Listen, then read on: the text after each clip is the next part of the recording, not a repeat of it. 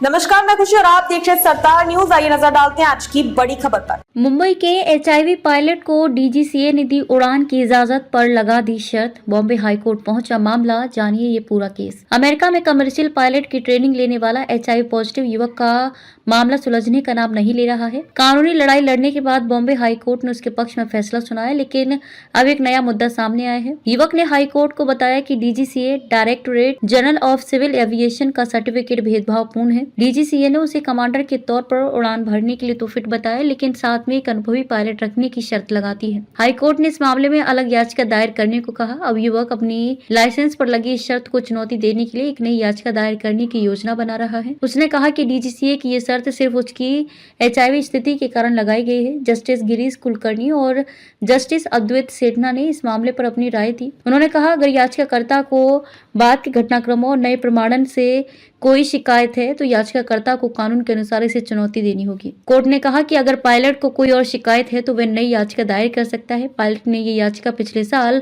अपने पिता के माध्यम से दायर की थी। जुलाई 2021 में एक मेडिकल टेस्ट में उसे पायलट इन कमांड के तौर पर काम करने के लिए फिट पाया गया था। उसने सिविल कमर्शियल पायलट बनने के लिए डीजीसीए की परीक्षाएं पास कर ली थी। अक्टूबर 2021 में उसे एचआईवी होने की जानकारी मिली। उसके बाद उसे उड़ान भरने के लिए अस्थायी रूप से अयोग्य का मेडिकल सर्टिफिकेट जारी किया गया। दिसंबर 2021 में डीजीसीए ने उसे पायलट इन कमांड के तौर पर स्थायी रूप से उड़ान भरने के लिए अयोग्य घोषित कर दिया। अपील करने पर मई 2022 में डीजीसीए ने उसे केवल सह पायलट के रूप में उड़ान भरने के लिए फिट माना। इसके बाद वह अमेरिका चला गया। डीजीसीए ने 18 दिसंबर को जवाब दिया कि याचिकाकर्ता एंट्री रेट्रोवायरल थेरेपी एआरटी पर है। एआरटी में ऐसी दवाएं शामिल हैं जिनके कई प्रतिकूल प्रभाव होते हैं। डीजीसीए ने सिविल एविएशन मेडिसिन का हवाला दिया। इसमें एआरटी शुरू करने के बाद रोग बढ़ने के खतरे की बात कही गई है। डीजीसीए ने कहा कि रोग बढ़ने के नतीजों, एआरटी के अप्रत्याशित दुष्प्रभावों और बार बार निगरानी की बाध्यताओं को ध्यान में रखते हुए एक एरोमेडिकल डिस्पोजिशन किया गया है, जिसके अनुसार